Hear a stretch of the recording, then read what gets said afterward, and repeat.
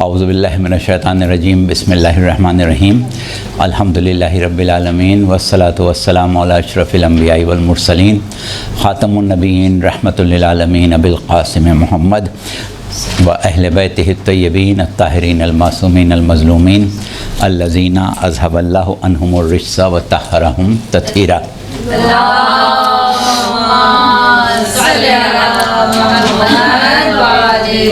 اما بعد فقد قال اللہ سبحانہ وتعالی فی محکم کتابہ الحکیم بسم اللہ الرحمن الرحیم یا ایھا الذین آمنوا اتقوا اللہ وکونوا مع الصادقین۔ ایک دفعہ صلوات اور پڑھ لیجیے۔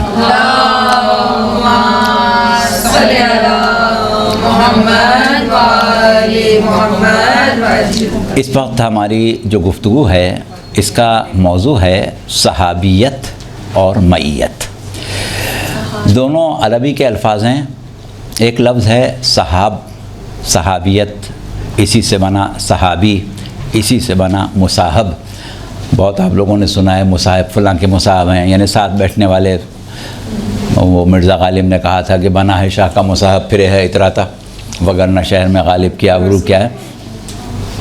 تو بہرحال اسی لفظ صاحب سے مصاحب بنا ہے، اسی سے صحابی بنا ہے، اسی کی جمع صحابہ ہے۔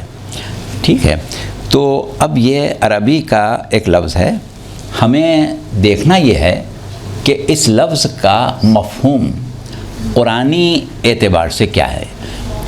عام طور پر عالم اسلام میں جو بھی اس کا مفہوم لیا جائے، ہمیں اس وقت جو گفتگو کرنا ہے وہ یہ کرنا ہے کہ قرآن میں لفظ صاحب یا اسی سے ماخوذ صحابی اور اسی سے ماخوذ صحابہ، یہ الفاظ جو ہیں وہ کس طریقے سے بنے ہیں، کس معنوں میں اور کس مفہوم میں استعمال ہوئے ہیں۔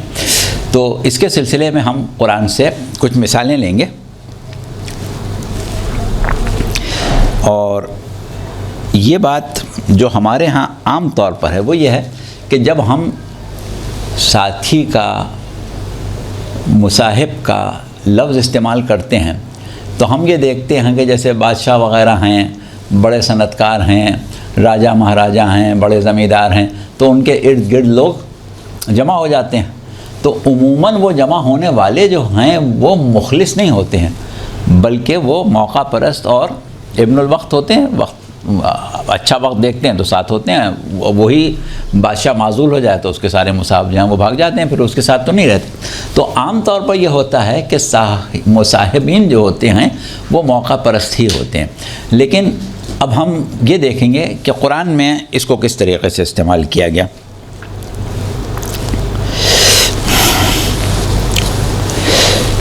ویسے بھی اصطلاحاً بھی مصاحب کا یا ساتھ بیٹھنے والے کا ہم عقیدہ ہونا ضروری نہیں ہوتا۔ اب جیسے اکبر بادشاہ تھا، اس کے جو رتن تھے، مصاحبین تھے، اس میں ہندو بھی تھے، سب مسلمان تو نہیں تھے، اور پھر ضروری نہیں تھا کہ سب اس کے ہم خیال بھی ہوں۔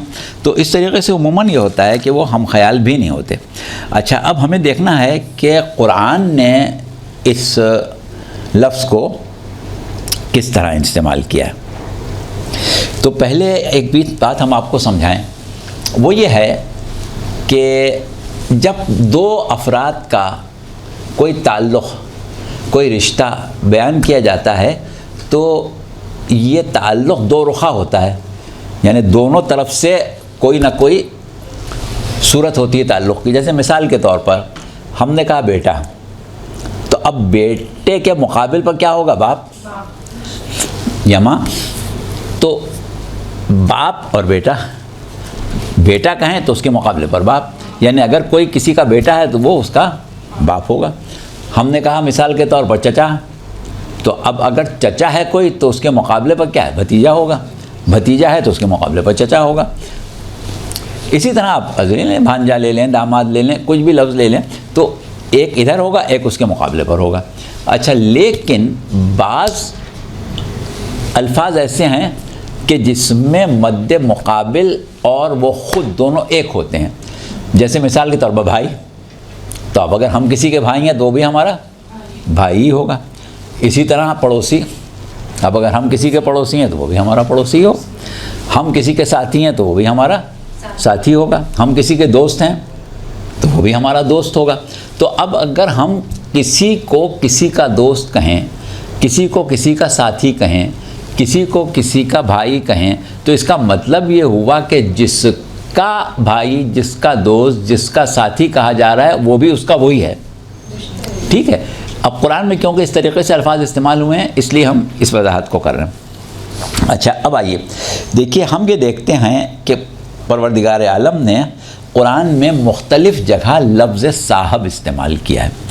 اب جہاں لفظ صاحب استعمال ہوا ہے وہاں پر ہمیں یہ دیکھنا ہے کہ جس کے ساتھ صاحب کا لفظ استعمال ہوا ان دونوں میں ظاہر دونوں ایک دوسرے کے صاحب ہو گئے، یعنی اگر ایک شخص کا صاحب ہے تو وہ بھی اس کا صاحب ہے، تو دونوں صاحبان جو ہیں ان دونوں کے مذاہب، ان دونوں کے عقائد، ان دونوں کے نظریات، ان دونوں کے مزاج، ان دونوں کے جذبات و احساسات کیا ایک جیسے ہوتے ہیں؟ کیا قرآن نے اس کو ضروری سمجھا ہے؟ اور کیا سمجھایا ہے کہ کیا ایک شخص جو کسی کا ساتھی ہے اس کا ساتھی جو ہے کس کے اوپر منطبق ہوگا؟ بالکل ہم خیال ہوگا تو منطبق ہوگا، بالکل ہم مذہب ہوگا تو منطبق ہوگا، یا اس کا مذہب، اس کا عقیدہ، اس کی طبیعت، اس کا اخلاق، اس کے اطوار، اس کا کردار الگ ہے تب بھی استعمال ہوگا۔ سفر میں ساتھ ہے تو صاحب ہو گیا، محلے میں ساتھ رہتا ہے تو صاحب ہو گیا، اور کسی طریقے سے ہمارا اس کا ساتھ ہوا ہے، کسی دفتر میں ایک ساتھ کام کرتا ہے، کسی کاروبار میں ہمارے ساتھ کام کرتا ہے تو ہمارا صاحب ہو گیا، ہم اس کے صاحب۔ ضروری تھوڑی کہ ہمارا اس کا مذہب بھی ایک ہو، ہمارا اس کا عقیدہ بھی ایک ہو، ہمارے اس کے خیالات بھی ایک ہوں۔ تو قرآن بھی اسی طریقے سے کہتا ہے۔ تو سب سے پہلے ہم اشارہ کیے دیتے ہیں آیتوں کی طرف۔ سورہ کہف جو ہے اس کو آپ اگر نکالیں تو اس میں 5 آیتیں مسلسل ہیں 32 سے لے کے 37 تک، جس میں لفظ صاحب 2 مرتبہ استعمال ہوا ہے۔ ایک مرتبہ ایک شخص کے لیے استعمال ہوا اور دوسری مرتبہ اس دوسرے شخص کے لیے استعمال ہوا، دونوں کو ایک دوسرے کا صاحب کہا گیا ہے۔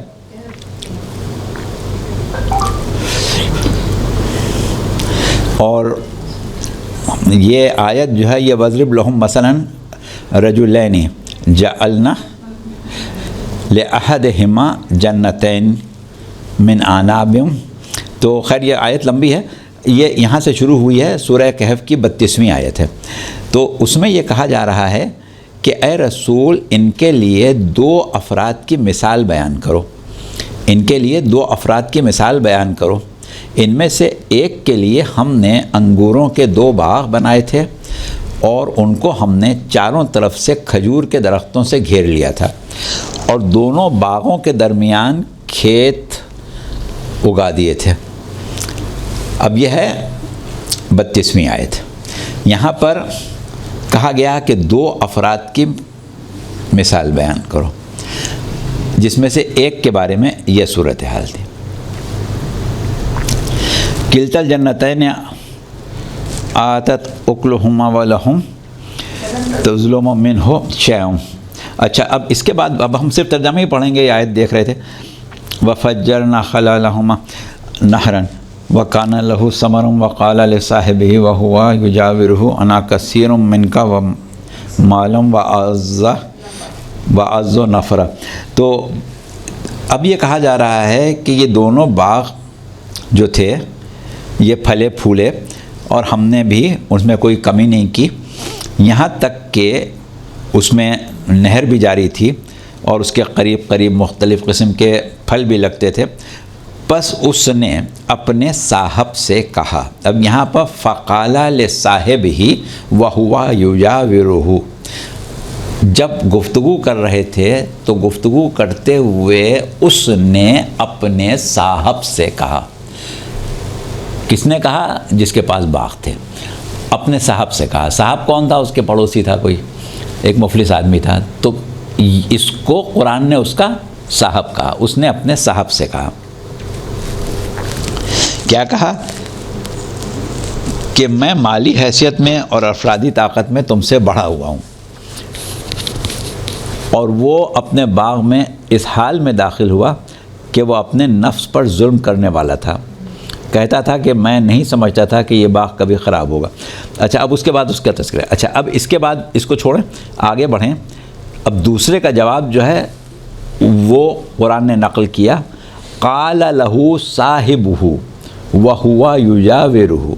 اب کیا ہوا، وہ دوسرا شخص جو تھا اس کو بھی کہا کہ اس نے اپنے صاحب سے کہا، یعنی یہ اس کا صاحب وہ اس کا صاحب، اس نے اپنے صاحب سے کیا کہا، اکفرت بالذی خلقک من تراب ثم نطفۃ ثم سواک رجلا۔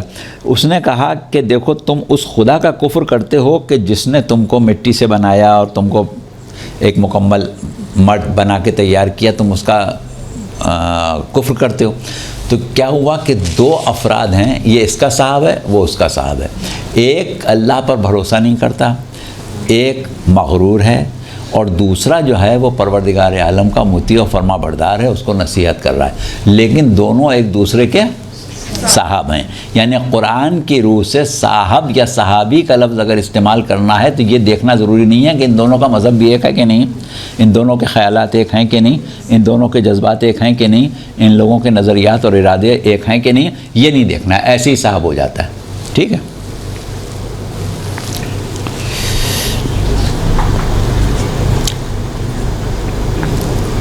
اچھا اب آئیں اب سورہ والنجم کے اوپر۔ والنجم اذا ہوا ما ضل صاحبکم وما غوا وما ينطق عن الهوى ان هو الا وحی یوحی۔ اب دیکھیں والنجم اذا ہوا، اب اللہ پہلے قسم کھا رہا ہے، اور قسم کس بات کی، ستارے کی قسم جب وہ ٹوٹا، اور قسم کھانے کے بعد کیا کہہ رہا ہے کہ وما ضل صاحبکم وما غوا، تمہارا صاحب نہ گمراہ ہوا اور نہ بھٹکا۔ تمہارا صاحب، تو جس سے کہا جا رہا ہے تمہارا صاحب، وہ خود کون ہوا، وہ بھی صاحب ہوا۔ بات کس کی ہو رہی ہے، رسول اللہ کی، اور رسول اللہ کے لیے کہا جا رہا ہے کہ تمہارا صاحب، تو جس سے کہا جا رہا ہے وہ کون ہوا، رسول اللہ کا صاحب ہوا، یعنی وہ بھی رسول اللہ کا صحابی ہوا نا، رسول اللہ اس کے صاحب تو وہ رسول اللہ کا صاحب۔ اچھا، اب بات کیا کہی جا رہی ہے کہ تمہارا صاحب یعنی رسول جو ہیں نہ گمراہ ہوئے ہیں نہ بھٹکے ہیں، تو اس کا مطلب اس نے یہ سمجھ لیا کہ یہ گمراہ ہوا ہے، یہ بھٹکا ہے۔ اللہ نے قسم کھا کے کہا ایسا نہیں، اور اس کے بعد کہا کہ سن لو کہ وما ينطق عن الهوى، یہ اپنے طرف سے اپنی خواہش سے کچھ بھی نہیں کہتا ہے، ان هو الا وحی یوحی، یہ صرف وہ کہتا ہے کہ جو وحی آتی ہے۔ تو اب کس سے کہا جا رہا ہے، یہ بات کس سے کہی جا رہی ہے، اس سے کہی جا رہی ہے جو یہ کہتا تھا کہ یہ بہک گیا، یہ گمراہ ہو گیا، اور وہ تھا کون، قرآن کی روح سے صاحب تھا۔ تو صحاب ہوا، صحابی کے زمرے میں آ گیا نا، ہے صحابی لیکن رسول کو گمراہ بھی کہہ سکتا ہے، رسول کو بھٹکا ہوا بھی کہہ سکتا ہے۔ تو اس کا مطلب قرآن کی روح سے جس کو قرآن رسول کا صحابی کہہ رہا ہے، وہ رسول کے اوپر ایمان نہیں رکھتا، رسول کو گمراہ سمجھتا ہے، رسول کو بھٹکا ہوا سمجھتا ہے، لیکن ہے صحابی۔ قرآن اس کو بہرحال صحابی کہہ رہا ہے، رسول کو دیکھ رہا ہے، اس کے باوجود بھٹکا ہوا گمراہ کہہ رہا ہے۔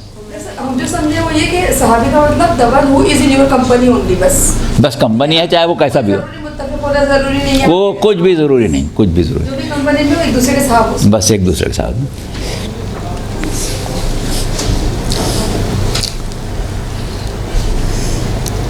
تو اب نفی کس بات کی جا رہی ہے کہ یہ ہمارا رسول وہ ہے جو اپنی خواہش نفس سے کچھ نہیں کہتا۔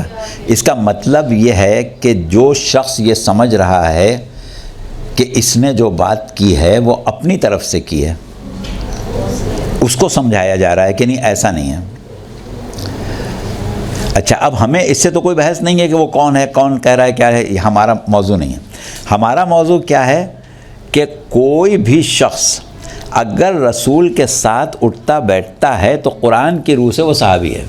کوئی ضروری نہیں ہے کہ وہ رسول کا عارف ہو، رسول کا محب ہو، رسول پر پکا ایمان رکھتا ہو، رسول اس کے ارادے، اس کے عقائد، اس کے نظریات جو ہیں وہ رسول سے میل کھاتے ہوں نہیں کھاتے، ساتھ میں ہے تو صحابی ہے. یعنی قرآن کی روح سے یہ ہے. سر ایک صاحب غار میں بھی تھے نا؟ ہاں آ رہے ہیں بھی ان کی طرف.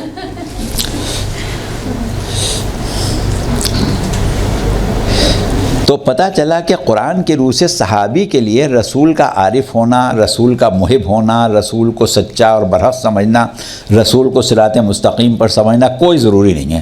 اس کے بغیر بھی وہ صحابی ہو سکتا ہے.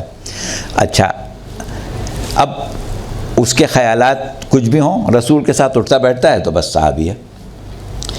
اچھا، اب یہ قرآن کی نظر میں ہوا. اب ایک مثال ہم آپ کے سامنے اور بیان کیے. ایک طرف رسول ہیں اور ان کے ساتھ ان کا کوئی صحابہ ہے، دوسری طرف وہ مشرکین مکہ ہیں جو رسول کو قتل کرنے آئے ہیں. اب سورہ توبہ کی 40ویں آیت ہے.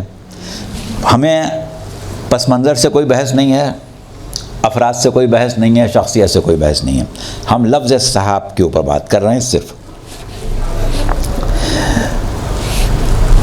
تو اب قرآن کیا کہہ رہا ہے؟ رسول کا جملہ نقل کر رہا ہے. اذ یقول لصاحبہ لا تحزن ان اللہ معنا.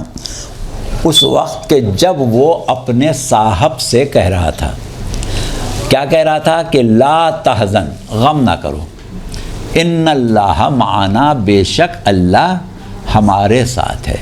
اچھا، اب بات یہ ہے کہ اب اس پر ذرا سا ہمیں غور کرنا ہے، شخصیت پر نہیں جانا ہے، ہمیں صرف لفظ صحابی کو دیکھنا. تو صورت کیا ہے کہ کہنے والا رسول ہے، بات کس سے کر رہا ہے؟ اپنے صاحب سے. اور کیا کہہ رہا ہے؟ کہ غم نہ کر. اس کا مطلب کیا ہوا؟ کہ جو کیفیت رسول کی ہے وہ اس کی نہیں ہے. یعنی اگر رسول خود غم کر رہے ہوتے تو اس سے نہیں کہہ سکتے تھے کہ غم نہ کر. تو کیفیت میں فرق ہے، وہ غم کر رہا ہے، رسول غم نہیں کر رہے ہیں.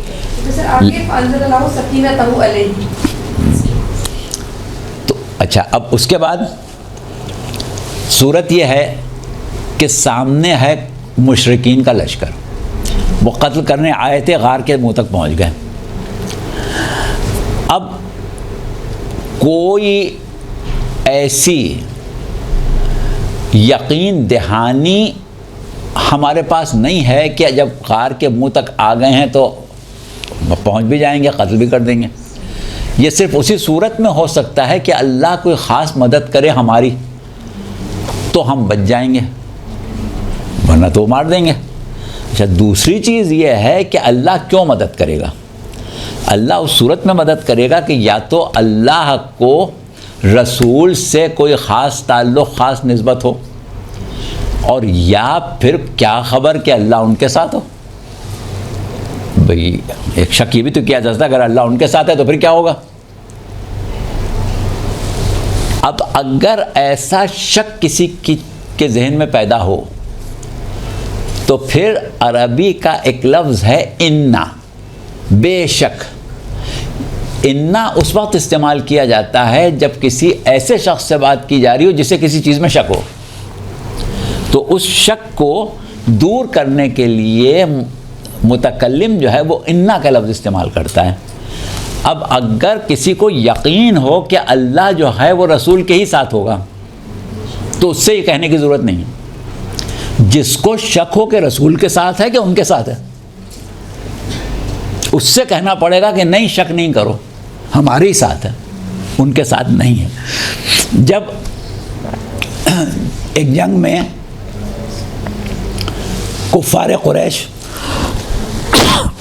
عزا کا مجسمہ اٹھا کے لے آئے تھے تو وہ نعرہ لگا رہے تھے کہ ہمارے ساتھ عزا ہے، تمہارے ساتھ نہیں ہے. تو مسلمان پریشان ہو گئے تھے کہ عزا تو ان کے ساتھ ہے. نہیں ٹھیک، عزا تو ان کے ساتھ ہے. تو پھر ان کو سمجھایا گیا تھا اور امیر المومنین نے نعرہ لگایا تھا کہ نہیں، یہ نعرہ لگاؤ کہ صاحبان ایمان کے لیے اللہ کافی ہے. تو اب اس وقت کیونکہ ایک عرصہ گزر گیا تھا عزا کی پرستش کرتے کرتے اب کلمہ پڑھ کے مسلمان تو ہو گئے تھے، لیکن بہرحال ذہن میں ایک خفقان آتا تھا. تو اس وقت رسول اس بات کی یقین دہانی کر رہے ہیں ساتھی کو کہ اللہ ان کے ساتھ نہیں ہے، ہمارے ساتھ ہے. تو اس کا مطلب یہ ہوا کہ جس شخص سے یہ کہا جا رہا ہے اس کے خیالات، اس کے احساسات الگ ہیں اور رسول کے الگ ہیں. اس کے باوجود وہ رسول کا صاحب ہے. تو صاحب ہونے کے لیے جیسے ہم بات کہہ رہے تھے کہ ایک جیسے خیالات ہونا کوئی ضروری نہیں. اب وہ جو بھی ہو، ہم آج کل کے بعض علماء کا کہنا یہ ہے کہ جس شخص نے رسول اللہ کو راستہ بتایا تھا وہ تھا ان کے ساتھ. اچھا،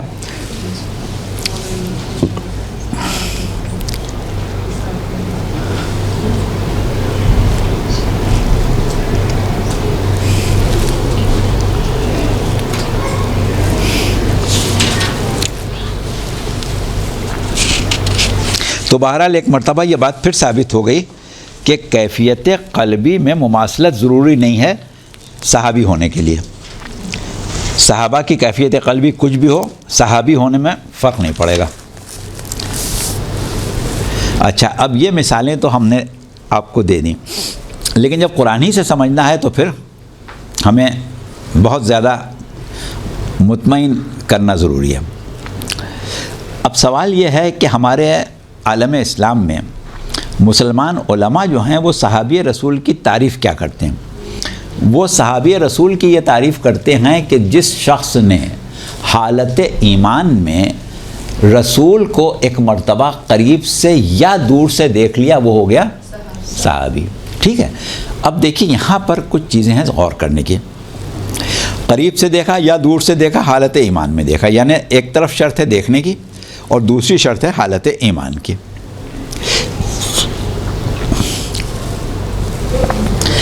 اب دیکھیں یہاں پر دو باتیں آ گئیں.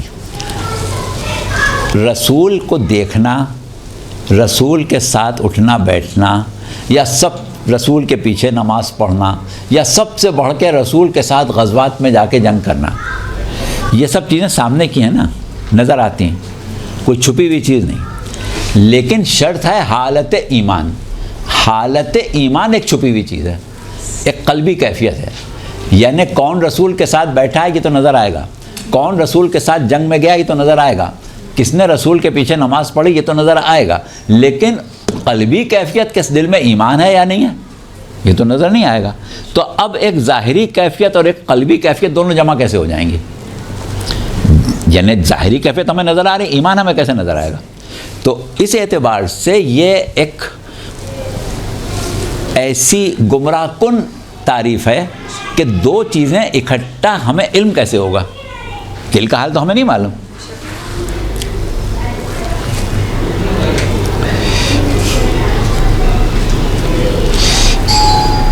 ایک حالت ظاہری ہے، ایک باطنی ہے. تو اب ہم اپنے آپ کو دیکھیں، ہم تمام مسلمان اپنے آپ کو دیکھیں تو ہم کون ہیں کہ ہم صرف ظاہری چیز جو ہے اس کو دیکھتے ہیں، ہمیں ظاہر نظر آتا ہے، باطن تک ہماری رسائی نہیں ہوتی. تو اب جو بھی کلمہ اسلام زبان پر جاری کرے، خاتم الانبیاء صلی اللہ علیہ وآلہ وسلم کی نبوت کی گواہی دے، ہماری نظر میں صاحب ایمان ہو گیا. اب ہمیں اس کے دل کی حالت تھوڑی معلوم ہے. اب اگر ہماری یہ بات قرآن بھی مان لے تو ظاہر ہے مسئلہ حل ہو جائے گا. لیکن مجبوری یہ ہے کہ ہم نہ کسی کے مومن ہونے کی گواہی دے سکتے ہیں کیونکہ ہمیں دل کا حال نہیں معلوم، اور نہ کسی کے منافق ہونے کی گواہی دے سکتے ہیں. منافقت بھی ایک قلبی کیفیت ہے، کس کے دل میں کیا چھپا ہوا ہے ہمیں کیا معلوم. نہ ہم کسی کو منافق کہہ سکتے ہیں، نہ ہم کسی کو مومن کہہ سکتے ہیں، کہ ہمیں کیا معلوم اس کے دل میں ایمان ہے کہ نہیں ہے. تو یہ کون کہے گا؟ یہ تو وہی کہہ سکتا ہے جو دلوں کا بھید جانتا ہو. لہٰذا ہمیں یہ دیکھنا پڑے گا کہ یہاں پر قرآن کی پالیسی کیا ہے. کیا جس طرح ہم ہر کلمہ پڑھنے والے کو مومن کہنے لگتے ہیں، کیا اللہ بھی کہنے لگتا ہے؟ کیا قرآن بھی کہنے لگتا ہے؟ یہ دیکھنا پڑے گا، کیونکہ ہمیں تو بہرحال پیروی قرآن کی کرنا ہے۔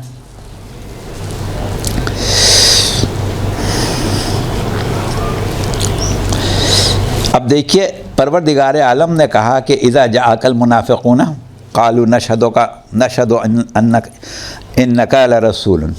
انک لرسول اللہ واللہ یعلم انک لرسولہ واللہ یشہد ان المنافقین لکاذبون۔ اچھا، اب کیا ہوا کہ کچھ لوگ آئے رسول کے پاس اور انہوں نے آ کے کہا کہ ہم گواہی دیتے ہیں کہ آپ اللہ کے رسول ہیں۔ اب ہمارا فرض کیا ہے، ہم یا ہماری حیثیت کیا ہے، ہم ان کو کیا مانیں گے؟ اللہ، ان کو مومن مانیں گے۔ لیکن اللہ کیا کہہ رہا ہے کہ یہ منافقین ہیں، جھوٹے ہیں۔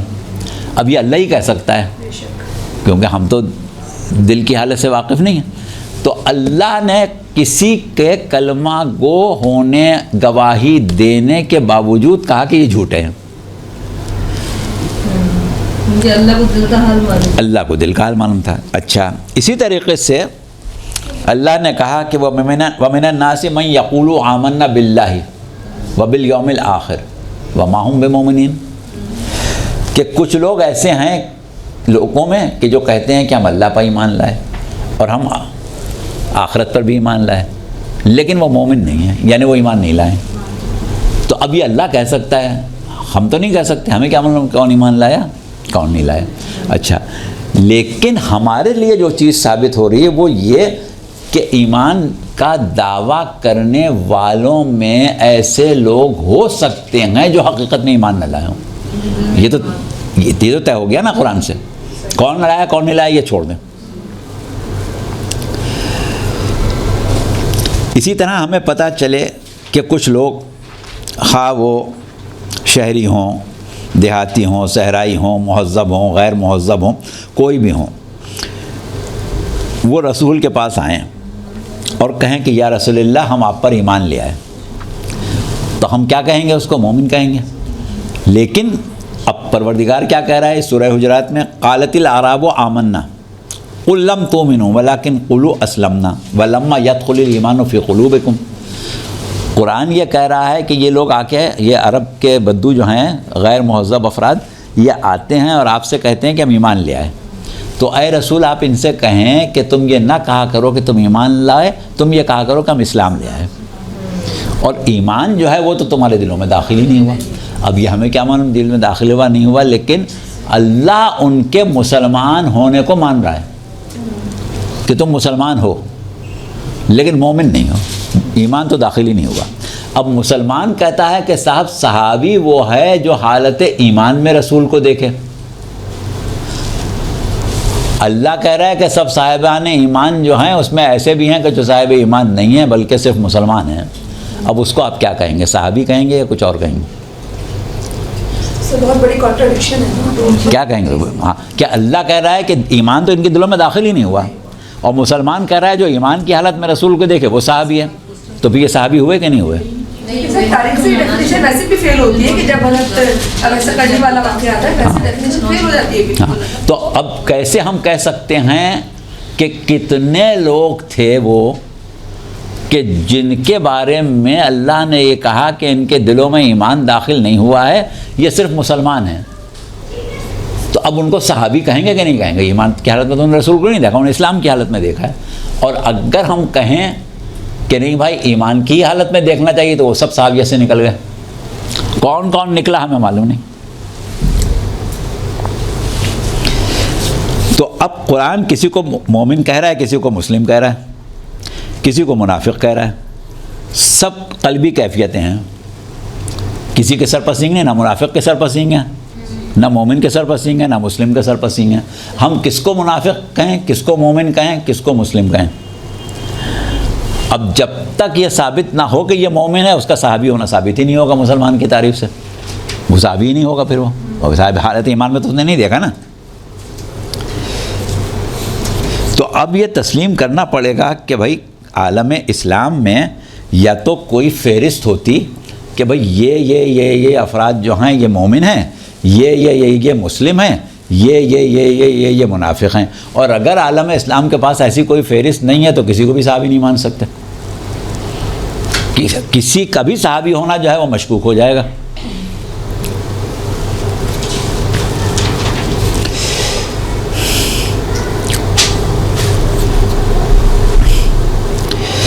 اچھا، اگر صحابی ہی کے زمرے میں ہیں، سوچ لو کہ جو مسلمان ہیں وہ بھی صحابی کے زمرے میں لے لو ان کو، تو صورت یہ ہوگی کہ بھائی ہمارے پاس پھر کوئی ایک لفظ اور ہونا چاہیے کہ جو ایمان کی حالت میں دیکھے وہ صحابی، اور جو اسلام کی حالت میں دیکھے اس کے لیے بھی کوئی نام ہونا چاہیے کہ وہ کون ہے.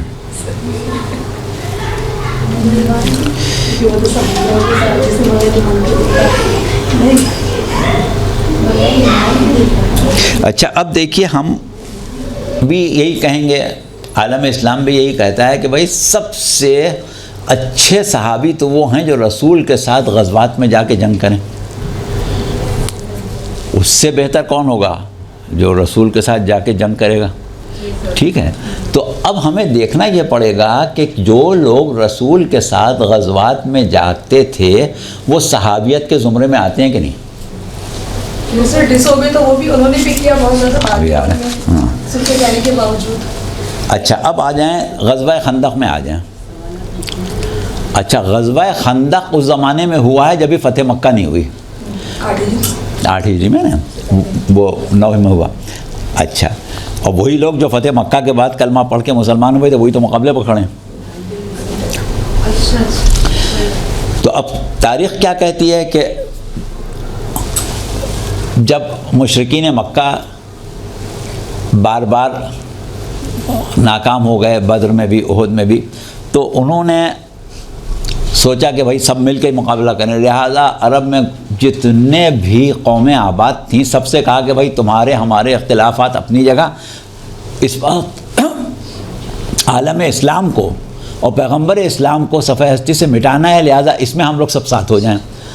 تو وہ بہت لشکر جمع ہو گئے اور سب مل کے جب آنے لگے تو رسول اللہ نے جناب سلمان فارسی سے مشورہ لیا. انہوں نے کہا کہ بھائی چاروں طرف خندق کھود دیں تاکہ دشمن ایک ہی طرف سے حملہ کرے یا نہ کر سکے، ہم خندق کے اندر آ جائیں. تو وہ بات طے ہو گئی. لہٰذا تاریخ یہ بتاتی ہے کہ جتنے مسلمان غزوہ خندق میں رسول اللہ کے ساتھ شریک ہوئے وہ سب ایک حلقہ خندق کے اندر موجود تھے. وہ سب کون ہوئے؟ مسلمانوں کی تعریف کی روح سے صحابہ کرام ہوئے. اب قرآن ان کے بارے میں کیا کہتا ہے یہ دیکھنا پڑے گا ہم.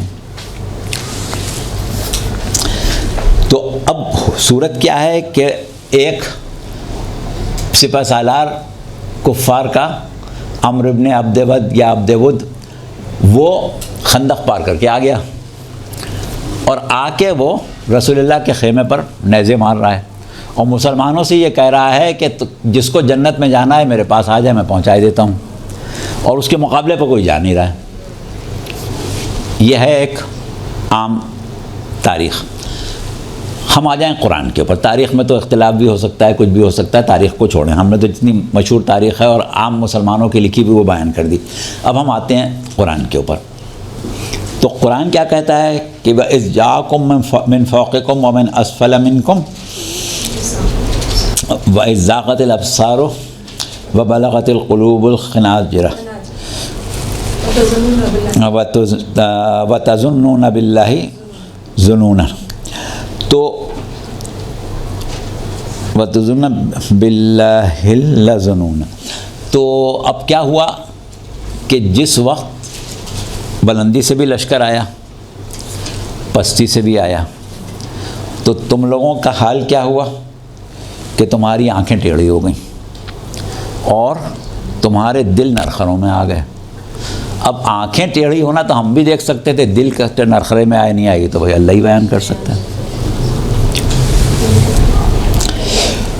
اچھا، اب اس کے بعد پروردگار یہ کہہ رہا ہے کہ اب تم لوگوں نے اللہ کی طرف سے بدگمانیاں کرنا شروع کی. اب یہ بدگمانی بھی قلبی کیفیت ہے، ہمیں نہیں معلوم کس کو ہوئی بدگمانی، لیکن انہی میں سے کسی کو ہوئی ہے. کس کی طرف سے؟ اللہ کی طرف سے.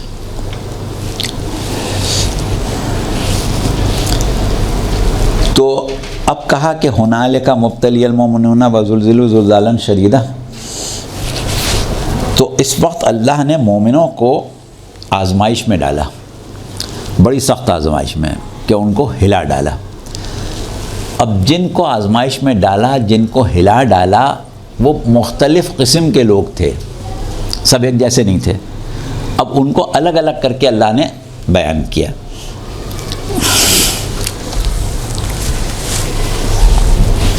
اب دیکھیں آزمائش کا جہاں تک تعلق ہے، یہ اس سے پہلے سورہ عنکبوت میں پروردگار عالم کہہ چکا ہے کہ الف لام میم احسب الناس ان یترکوا ان یقولوا آمنا وهم لا یفتنون۔ یہ ہمارے پاس مسئلہ یہ ہوا ہے کہ آگے پیچھے آ گیا، خیر، تو جو لوگ یہ کہتے ہیں کہ ہم ایمان لے آئے، تو وہ کیا سمجھتے ہیں کہ اللہ نے ان کو ایسے ہی چھوڑ دے گا؟ ان کی آزمائش لازماً ہوگی۔ اب جو آزمائش میں پورا اترے گا اس کو تو اللہ مومن مانے گا، اور جو آزمائش میں پورا نہ اترے اس کو اللہ مومن نہیں مانے گا۔ اب جس کو اللہ مومن نہ مانے اس کو ہم مان سکتے ہیں؟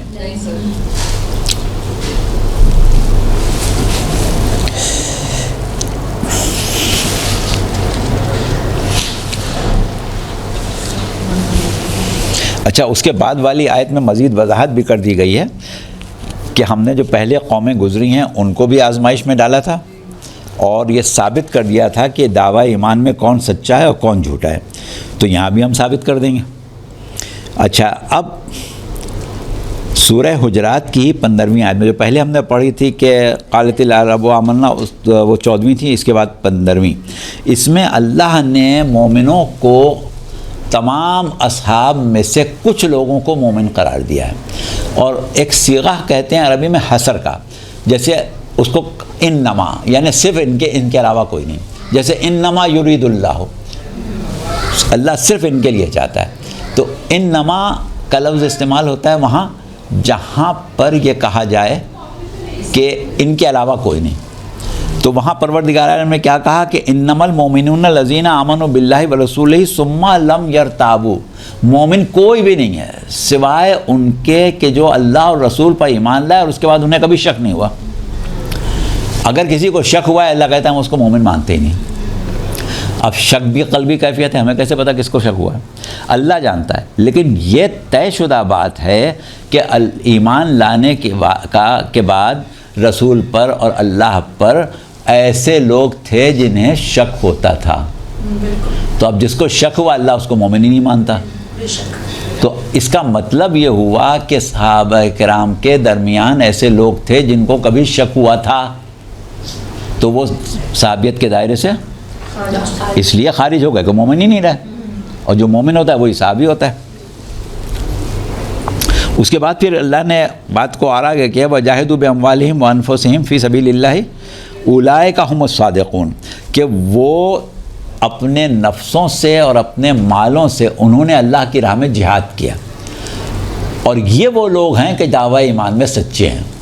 تو اب اگر کوئی جہاد سے جان چھڑائے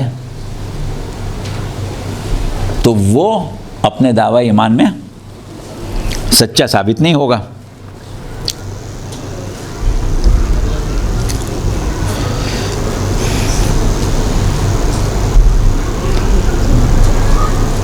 اچھا، چلیں اب سورہ احزاب کی طرف واپس چلتے ہیں۔ وَإِذْ يَقُولُ الْمُنَافِقُونَ وَالَّذِينَ فِي قُلُوبِهِمْ مَرَضٌ مَا وَعَدَنَا اللَّهُ وَرَسُولُهُ إِلَّا غُرُورًا، کہ اب اس وقت کو یاد کرو کہ جب اب پورا خندق کے درمیان لوگ جمع ہیں، اور وہ سب وہی ہیں کہ جو رسول کے ساتھی تھے اور رسول کے ساتھ غزوے میں گئے ہیں۔ اب اللہ کہہ رہا ہے کہ اس میں منافق بھی تھے اور وہ لوگ بھی تھے کہ جن کے دلوں میں مرض تھا۔ دلوں میں مرض کا کیا مطلب؟ کوئی ہارٹ ڈیزیز نہیں تھی، ان کے انجائنا وغیرہ نہیں تھا، بلکہ صورتحال یہ تھی کہ شک بہت ہوتا تھا۔ شک کو اللہ نے دل کی بیماری کہا ہے، جس کو شک ہوتا ہو وہ ہوتا ہے دل کا بیمار۔ تو کچھ تو منافق تھے جو زبردستی اپنے آپ کو مسلمان کہہ رہے تھے، حقیقت میں کافر ہی تھے، اور کچھ وہ تھے تو مسلمان لیکن ان کو شک بہت ہوتا تھا، تو ان کو بھی اللہ نے ان کے ساتھ شامل کر لیا۔ کہا کہ منافق اور وہ لوگ کہ جن کے دلوں میں بیماری تھی وہ کیا کہنے لگے کہ ما وعدنا اللہ ورسولہ الا غرورا، کہ جو وعدہ اللہ اور اس کے رسول نے ہم سے کیا تھا وہ صرف دھوکہ تھا اور کچھ بھی نہیں تھا۔ کون لوگ کہہ رہے ہیں کہ جو غزوہ خندق میں ساتھ گئے ہیں۔ اچھا، اس کے بعد کہا کہ وَإِذْ قَالَتْ طَائِفَةٌ مِّنْهُمْ يَا أَهْلَ يَثْرِبَ لَا مُقَامُ لَكُمْ، اور ایک گروہ ان میں ایسا تھا کہ جو یہ کہہ رہا تھا کہ اے مدینے کے رہنے والوں، اب تمہارے لیے کوئی ٹھکانہ نہیں رہا۔ فَارْجِعُوا، چلو پلٹ چلو۔ رسول میدان میں مشورہ کیا دے رہے ہیں؟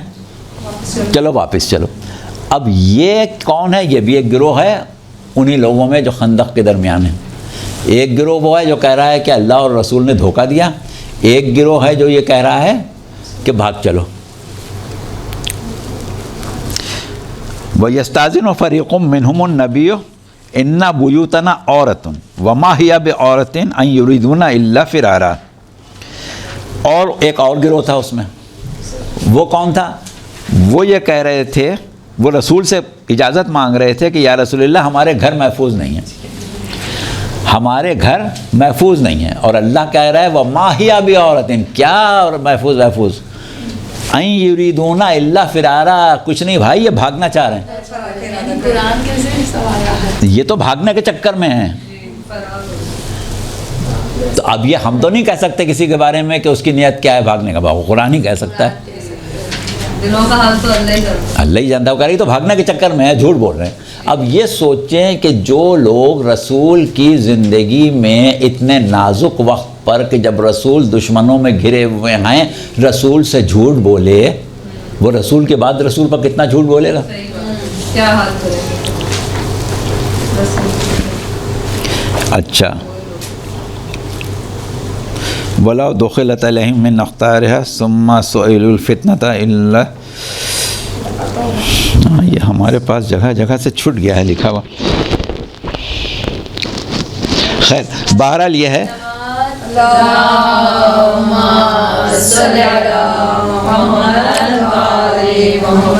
صورت یہ ہے کہ قرآن یہ کہہ رہا ہے کہ بھائی یہ لوگ جو ہیں جب ان سے فتنہ برپا کرنے کو کہا جاتا ہے تو یہ توقف نہیں کرتے، فوراً برپا کر دیتے ہیں۔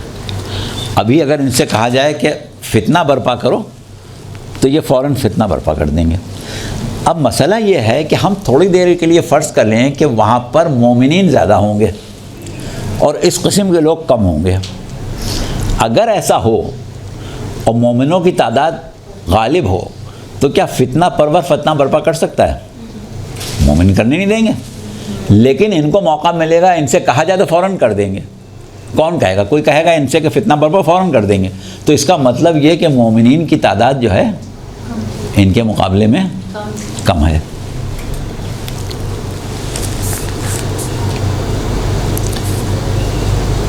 وَلَقَدْ كَانُوا عَهْدُ اللَّهِ مِنْ قَبْلَ لَا يُوَلُّونَ الْأَدْبَارَ وَكَانَ عَهْدُ اللَّهِ مَسْئُولًا۔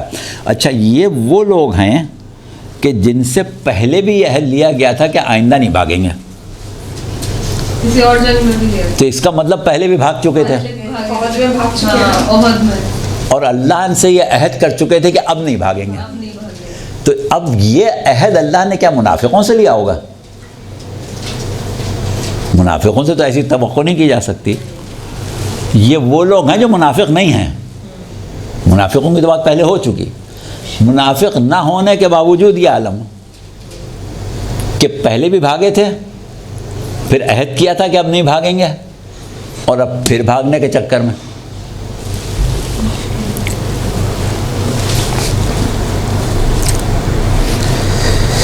اب یہ آیتیں اس کے آگے بھی ہیں جہاں ان کے حالات بیان کیے جا رہے ہیں۔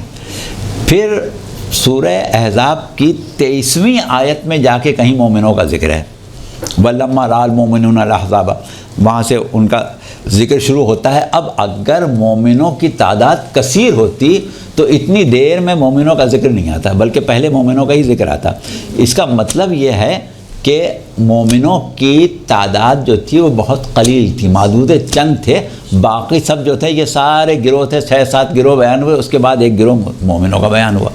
اب سوال یہ ہے کہ یہ واقعہ ہے جنگ خندق کا، ابھی جو مد مقابل تھے لڑنے آئے ہیں، کل جب وہ کلمہ پڑھ کے اسلام میں داخل ہو جائیں گے تو مومنوں کا تناسب بڑھے گا یا اس قسم کے لوگوں کا بڑھے گا؟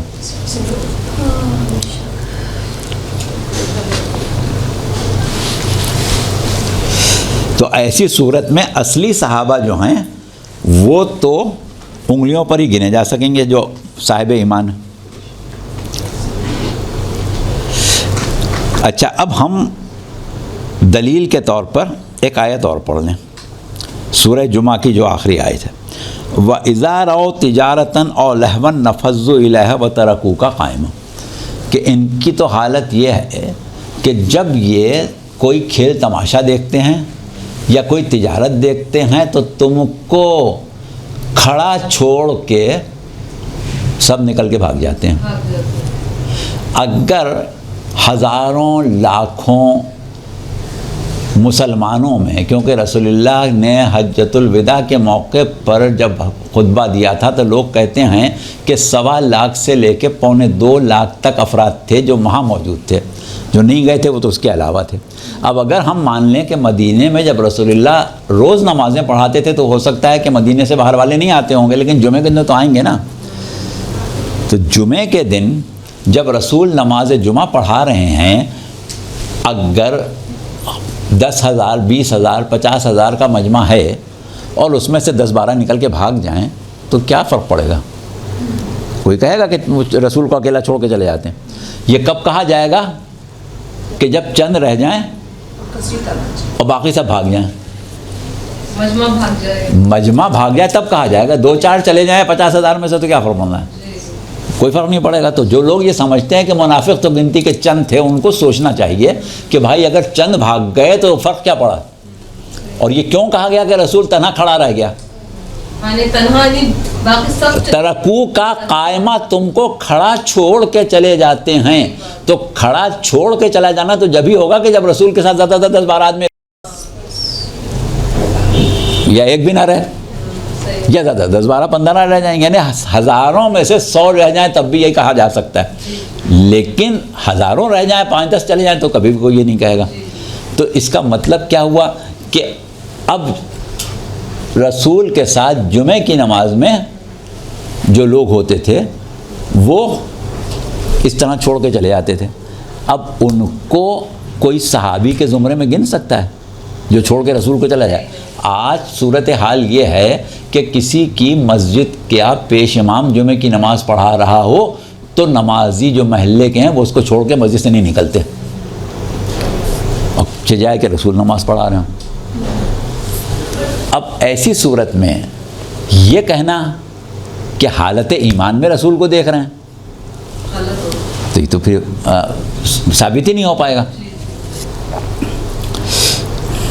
تو اب یہ بات طے ہو گئی۔ اچھا، اب ایک بات ہم اور آپ کو بتائیں کہ رسول اللہ جب ہجرت کر کے مدینے آئے تھے تو پہلی نماز جمعہ آپ نے مسجد قباء میں پڑھائی تھی مدینے پہنچنے سے پہلے، اور مدینے آنے کے بعد جو 10 سال آپ نے قیام کیا، ظاہر ہے کہ ہر جمعے کو نماز پڑھاتے تھے، اور جمعے کی نماز کی عالم اسلام میں یہ اہمیت ہے کہ 2 رکعت نماز ظہر کی 4 رکعت کے مقابلے میں آ جاتی ہے، 2 رکعت نماز اور 2 خطبے۔ تو خطبے میں جمعے کے جو خطیب ہوتا ہے وہ جتنی اہم باتیں ہوتی ہیں وہ کرتا ہے، کیونکہ بڑا مجمع سامنے بیٹھا ہے اور 2 رکعت نماز چھوڑ کے خطبہ سن رہا ہے، وہ خطبے نماز میں شامل ہیں، وہ خطبے جو ہیں وہ نماز کا حصہ ہوتے ہیں۔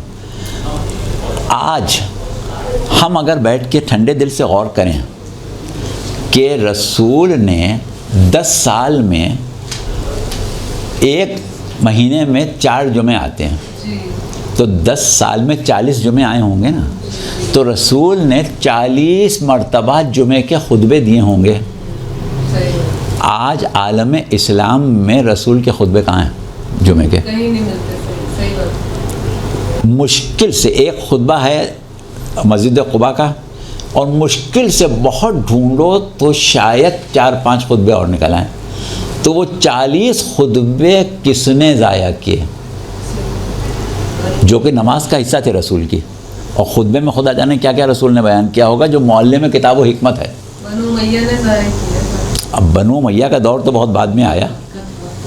نہیں یعنی زیادہ تر انہوں نے نقصان پہنچایا ہے اہل بیت. رسول اللہ کے فوراً بعد سے ہی حدیثوں پر پابندی ہو گئی تھی. 100 سال تک پابند فوراً پابندی ہو گئی تھی. تھوڑے لگے میری حدیث نہیں لکھی. اچھا اب آئیں ہم سرنامہ کلام کی آیت پر. اور سرنامہ کلام کی جو آیت ہے وہ ہم نے کیا پڑھی؟ یا ایھا الذین آمنوا اتقوا اللہ وکونوا مع الصادقین.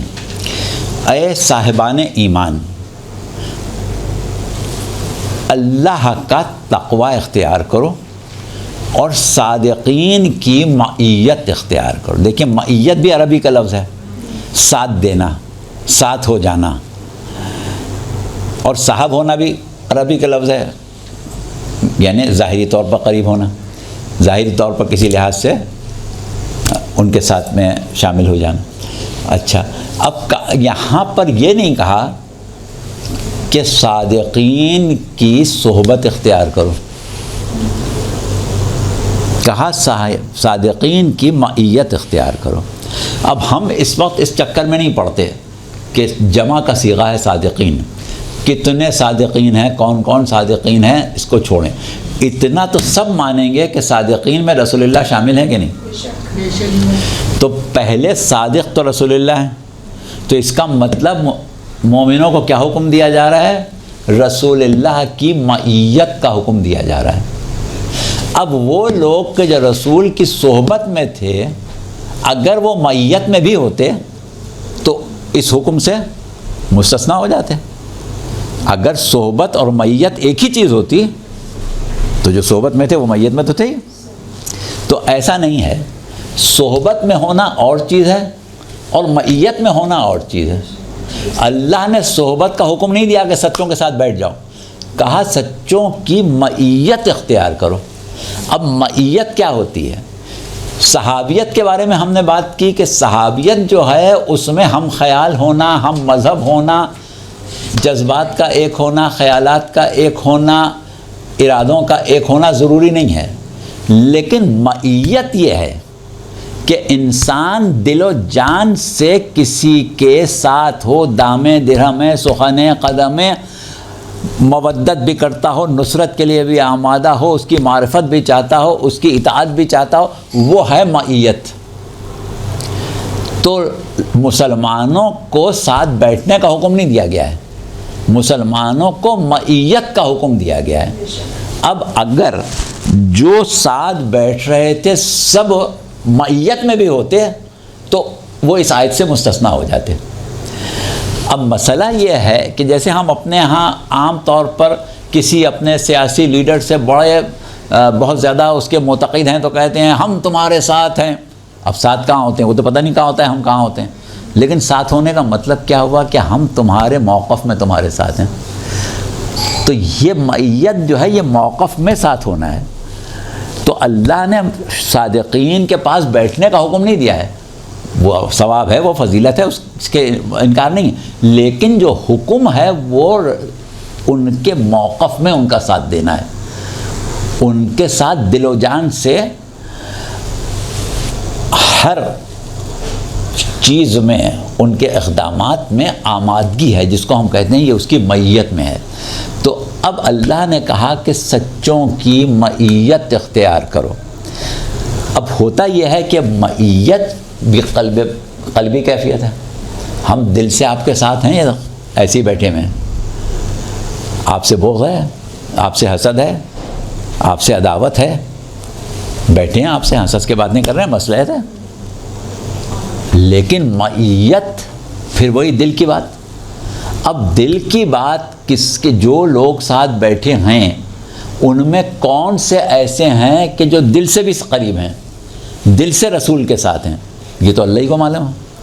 تو اب اللہ کی ذمہ داری ہو گئی کہ معیت ہے قلبی کیفیت اور صحابیت ہے ظاہری کیفیت. صاحب تو ساتھ بیٹھا ہوا سامنے نظر آ رہا ہے نا کہ رسول کے ساتھ ہے، دل سے رسول کے ساتھ ہے کہ نہیں ہے یہ اللہ جانتا ہے. تو اب اللہ کی ذمہ داری ہے کہ وہ کچھ ظاہری علامات بتائے کہ جس میں یہ ظاہری علامات پائی جائیں سمجھ لو کہ یہ دل سے رسول کے ساتھ ہیں. ٹھیک ہے. تو اب پروردگار عالم نے کیا کیا کہ اس کی ذمہ داری تھی لہذا اس نے بتایا.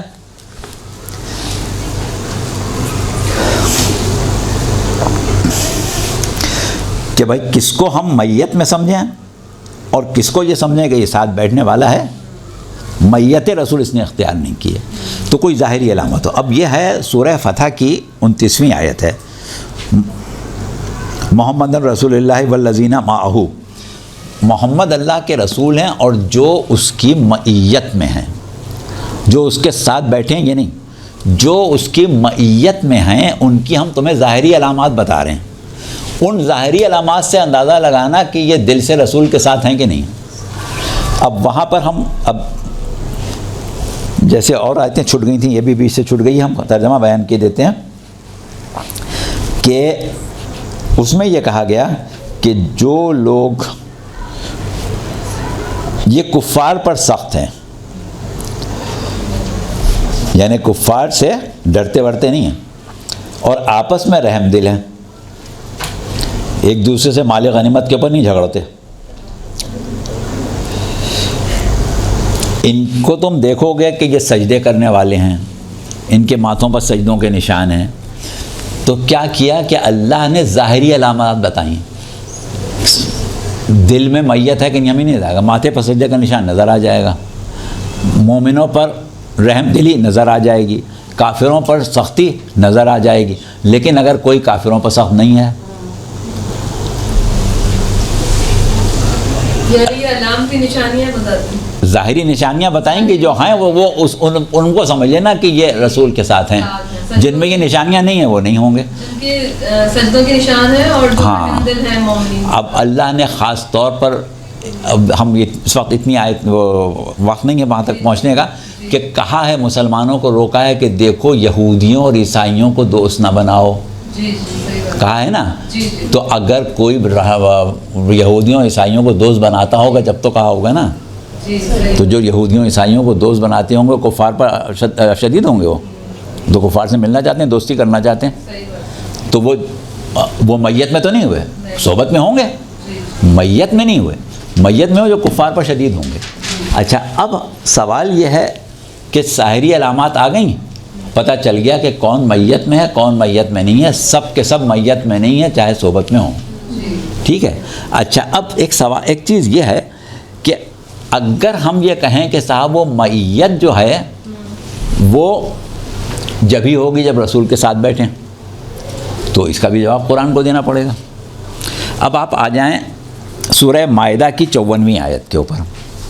یہ آیت ولایت سے پہلے والی آیت ہے، یہ تو خیر لکھی بھی.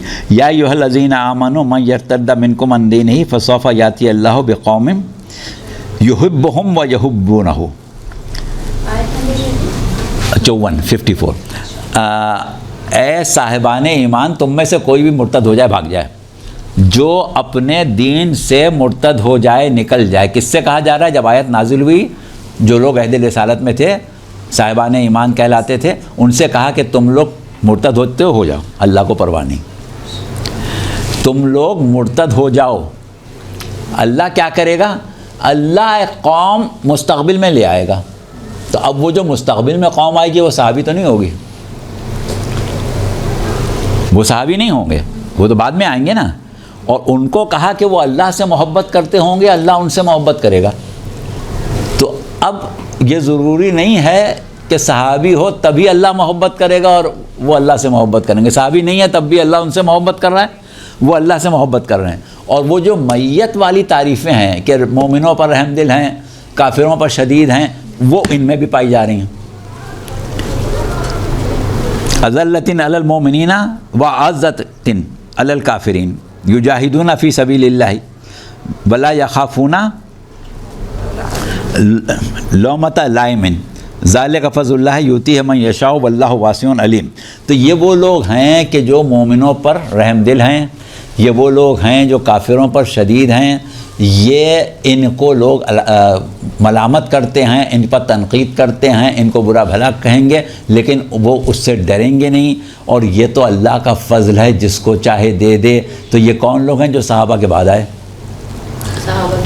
صحابہ کے بعد آنے والے، اللہ کے محبت کرنے والے، اللہ سے ان سے محبت کرتا ہے، مومنوں پر رحم دل ہیں، کافروں پر شدید ہیں۔ وہ جو میت کی باتیں ہیں اس میں صحابی ہونا ضروری نہیں ہے، صحابی نہیں ہے تو بھی ہو سکتا ہے، میت میں پھر بھی ہو سکتا ہے، پھر بھی ہو سکتا ہے۔ میت میں پھر بھی نہیں، میت میں ہی ہیں وہ سب لوگ، ہاں۔ اور صحابت میں جو ہے وہ دونوں ہیں، جیسے بھی چاہے ہوں آ جائیں، چاہے اسلام پر ہو چاہے دل میں کچھ بھی ہو، سر یہی بات ہے۔ ہاں بالکل، کہ اب آیت تو عہد رسالت میں نازل ہوئی تھی، اور جو بعد والے ہیں ان کے بارے میں کہا جائے، اور یہی سورہ فتح میں کہا کہ بھئی یہ ساری باتیں جن میں ہیں وہ میت میں ہیں، جن میں نہیں ہیں وہ صحابیت میں ہوں گے، میت میں نہیں ہیں۔ اب دیکھیں یہاں تک پہنچنے کے بعد ہمیں ضروری ہو گیا کہ ہماری قوم جو ہے نا، میسج دے رہے ہیں سر آپ؟ ہاں، کیونکہ ہم میسج دے رہے ہیں، جس گمراہی کی طرف دعوت دے رہی ہے اس سے بھی خبردار کرنا ضروری ہے۔ یاد رکھیں کہ اسلام جو ہے وہ اللہ کا پسندیدہ دین ہے، اسلام اللہ کا پسندیدہ دین ہے، اور اللہ ہی اس دین کا موجد بھی ہے، اور اللہ ہی یہ حق رکھتا ہے کہ دین اسلام کو ایجاد کرے، دین کی شریعت کو ایجاد کرے۔ اللہ شارع ہے، اللہ کے علاوہ کوئی شارع نہیں ہے، شارع صرف اللہ ہے، صرف اللہ کو حق ہے کہ وہ دین کے احکامات جاری کرے، کسی کو حق نہیں ہے کہ اس میں کمی کرے یا اضافہ کرے۔ تو ہمارا عقیدہ یہ ہے کہ اگر کوئی اللہ کے علاوہ دین میں، شریعت میں کمی یا اضافہ کرتا ہے تو وہ توحید تشریع کا مشرک ہے، اور کبھی ہمیں اس کا اتباع نہیں کرنا چاہیے، نہ اس کا ساتھ دینا چاہیے۔ یعنی دین سے خارج ہے، دین سے خارج، مشرک ہو گیا نا، اللہ کی شریعت میں اپنی طرف سے آگے پیچھے کر رہا ہے۔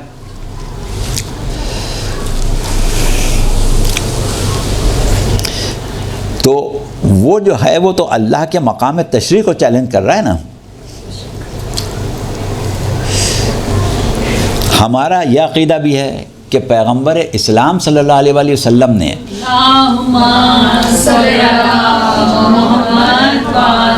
اپنی حیات طیبہ میں دین اور شریعت کی تبلیغات کو مکمل کر دیا تھا، کوئی کمی نہیں چھوڑی تھی۔ اب جب آپ نے مکمل کر دیا تو اللہ نے دین کی تکمیل کی سند دے دی کہ دین کامل ہو گیا۔ اچھا، اب دین ہو گیا کامل، اب جب دین کامل ہو گیا تو اب کوئی نئی چیز دین میں نہیں آ سکتی، ٹھیک ہے۔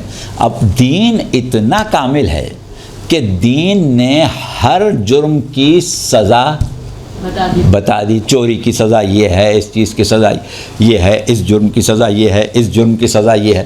حد یہ کہ آنکھ پھوڑو تو اس کی سزا یہ، دانت توڑو تو اس کی سزا یہ، اور اس کے بعد جو قرآن میں سزائیں اور حدیں بیان کی گئی ہیں اس کے آگے بڑھ کے پیغمبر اسلام صلی اللہ علیہ وآلہ وسلم نے بہت سی حدود بتا دیں۔ حد یہ کہ بھائی حج کی حالت میں احرام میں اگر تم نے شکار کیا ہے تو اس کا یہ تمہیں کفارہ دینا پڑے گا، اگر تم نے روزہ بغیر عذر شرعی کے توڑا ہے تو اس کا تمہیں یہ کفارہ دینا پڑے گا، اگر تم نے فلاں کام کیا ہے تو اس کا یہ کفارہ دینا پڑے گا۔ یعنی حدود بھی بتائیں، کفارے بھی بتائے، عذاب بھی بتائے کہ یہ گناہ کرو گے تو اس کا یہ عذاب ہوگا، یہ کرو گے تو یہ ہوگا۔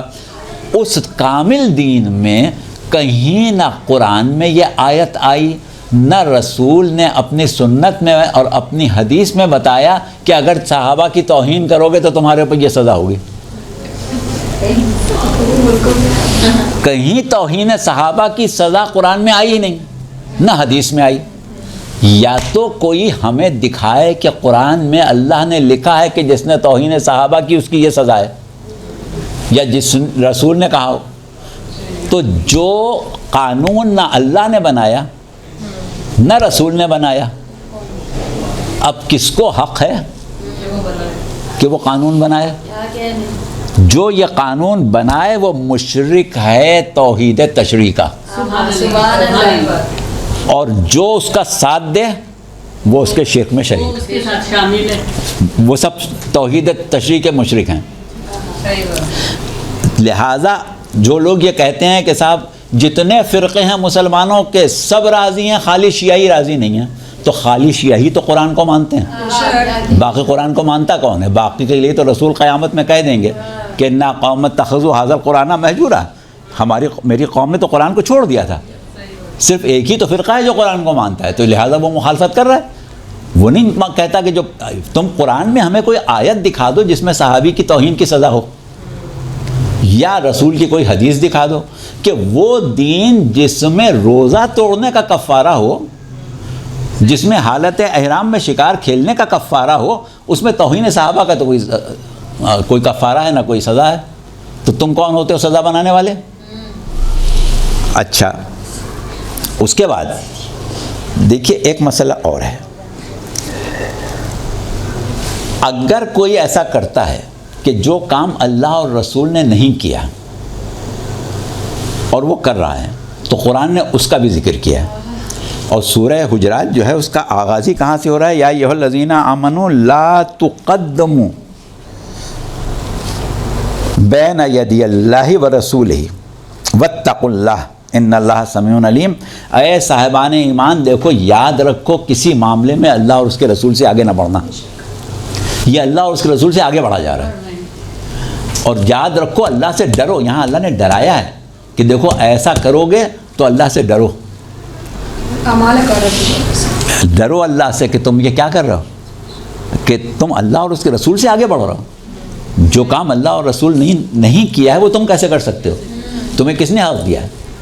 تو اس اعتبار سے یہ جو الزام شیعوں پر لیا جاتا ہے کہ صاحب سب راضی، شیعہ راضی نہیں، تو شیعہ اس لیے راضی نہیں کہ نہ اللہ اور رسول سے آگے بڑھ سکتے ہیں، نہ قرآن کے خلاف کام کر سکتے ہیں، اور نہ ہی تشریع میں اضافہ یا کمی کرنے کے قائل ہیں. باقی سب کو کوئی پرواہ نہیں. باقی تمام فرقے جو ہیں وہ ویسے ہی بہت عرصے سے یہ کام کر رہے ہیں کہ توحید تشریع میں شرک کر رہے ہیں، توحید حاکمیت میں شرک کر رہے ہیں، جبکہ ہم نہ توحید حاکمیت میں شرک کرتے ہیں نہ توحید تشریع میں شرک کرتے ہیں. لہذا ہمیں اس پر رضامندی نہیں ہے.